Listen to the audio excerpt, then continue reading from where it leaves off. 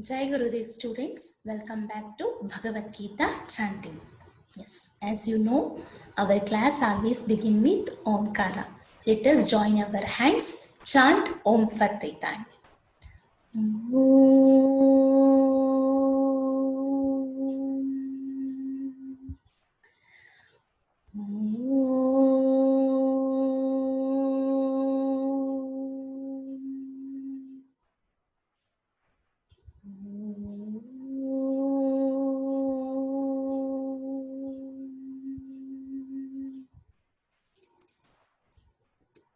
Shrimad Bhagavad Gita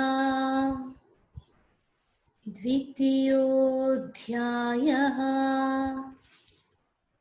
सांख्ययोगः. Sit comfortably, observe my pronunciation, then after that you have to repeat. Shloka number 59. Vishaya vinivartante. Repeat children.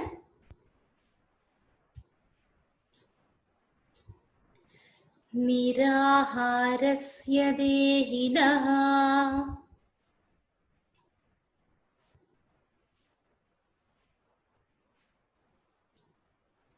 विषया विनिवर्तन्ते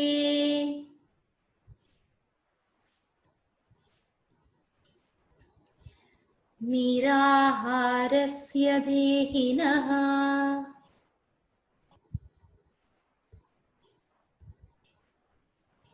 रसवर्जं रसोऽप्यस्य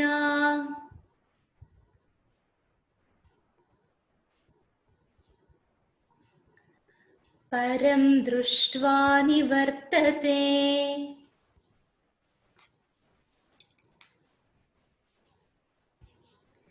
रसवर्जं रसोऽप्यस्य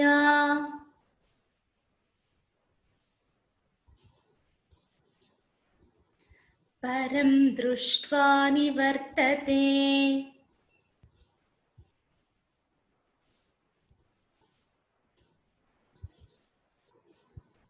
Yes, once again, same shloka, shloka number 59. Vishaya vinivartante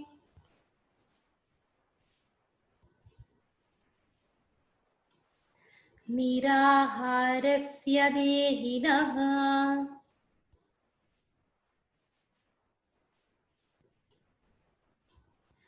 रसवर्जं रसोऽप्यस्य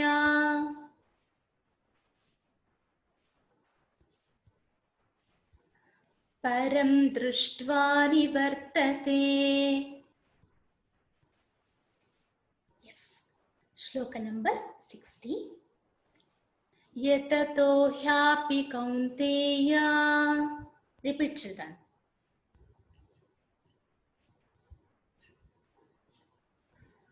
पुरुषस्य विपश्चितः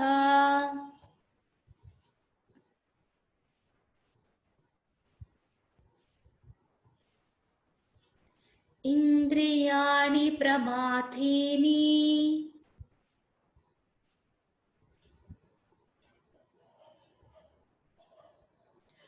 हरन्ति प्रसभं मनः.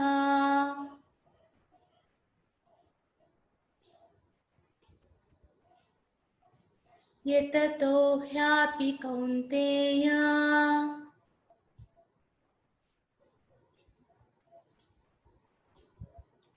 पुरुषस्य विपश्चितः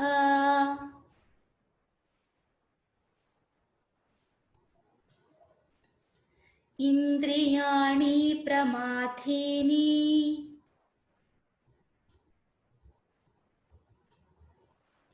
हरन्ति प्रसभं मनः.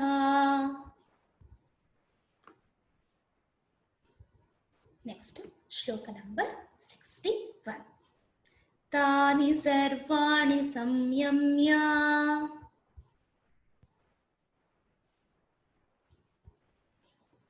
युक्त आसीत मत्परः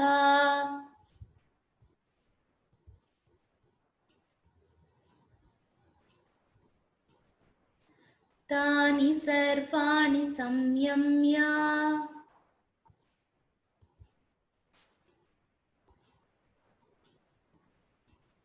युक्त आसीत मत्परः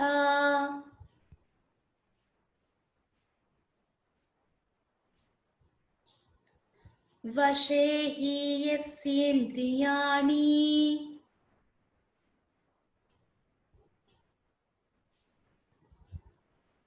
तस्य प्रज्ञा प्रतिष्ठिता।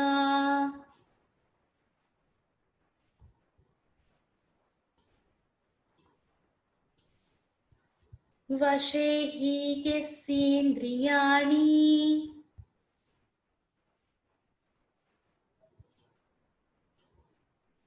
तस्य प्रज्ञा प्रतिष्ठिता।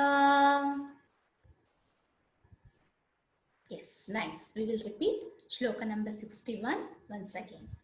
Tani sarvani samyamya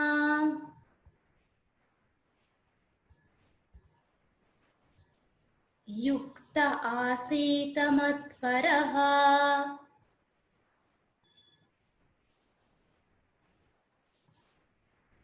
vashe hi yasyendriyani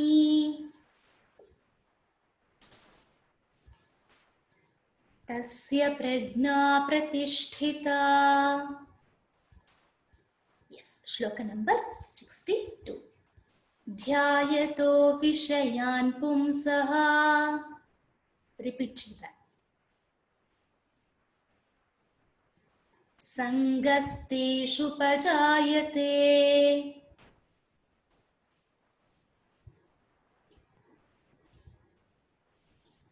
ध्यायतो विषयान् पुंसः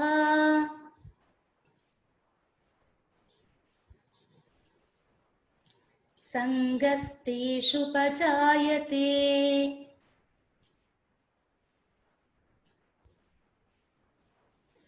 संगात् संजायते कामः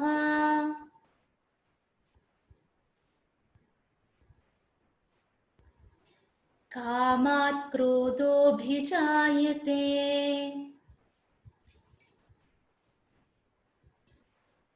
संगात् संजायते कामः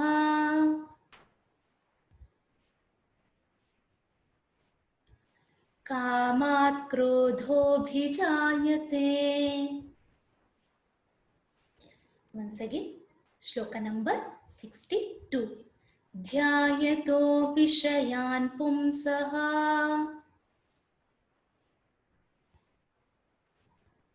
संगस्तेषुपजायते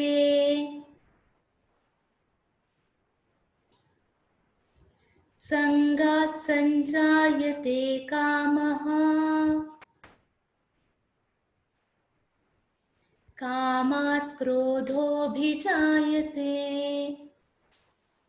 Very nice children. Today we practice shloka number 58, 59, 60, 59, 60, 61 and 62.